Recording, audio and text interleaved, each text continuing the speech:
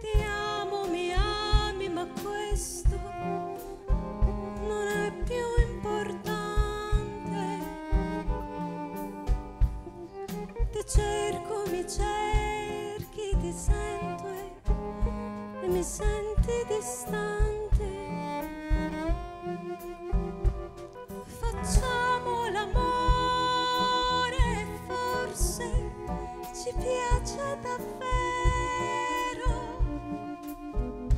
Ne hai voglia, mi sento e ti sento sincero.